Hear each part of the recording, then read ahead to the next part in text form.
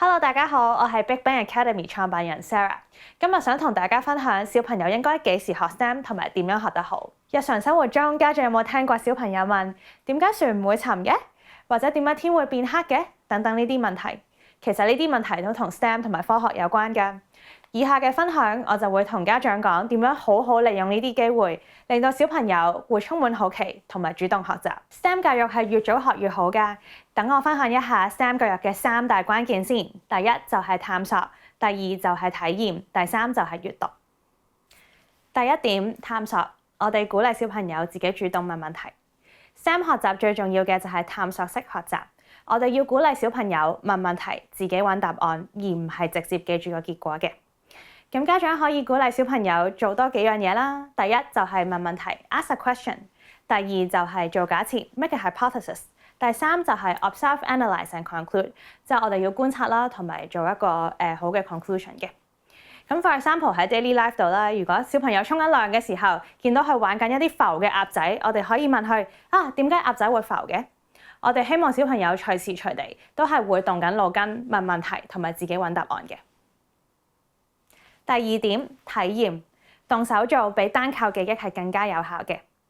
STEM 就係好強調動手做，因為呢一個係最有效嘅學習方法。譬如有啲非常之簡單嘅喺屋企可以做嘅科學實驗啦，譬如喺洗緊碗碟嘅時候啦，我哋可以俾小朋友睇下水啦、油啦、洗潔精啦，究竟對密度即係 density 或者浮同沉係有咩關係嘅。咁動手做嘅時候咧，其實小朋友會學得更加快同埋更加深刻，呢個就係體驗式學習嘅精髓啦。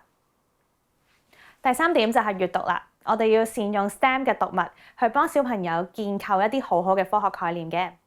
其實除咗動手做之外，閱讀一啲 STEM 嘅繪本啦，都會好幫到小朋友去快啲去 grasp 到啲科學概念嘅。優質嘅 STEM 讀物有3大好處嘅。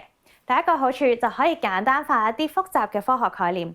我哋都知有時科學嘅概念係非常抽象㗎啦，咁而故事化嘅繪本咧，其實係可以簡單化一啲概念嘅。第二，提升學習嘅動機，有趣嘅 STEM 嘅讀物咧，係可以令到小朋友更加想探索 STEM 㗎。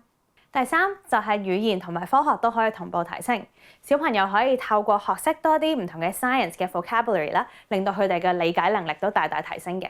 總括嚟講啦，學好 STEM 有3大重點：探索、體驗同埋閱讀。小朋友透過主動發問啦、親身去動手做啦，同埋去閱讀一啲 STEM 嘅讀物啦，可以令到佢哋更加快、容易咁樣掌握科學嘅概念，為佢未來做好準備。希望今日嘅分享對大家有用啦，多謝你哋。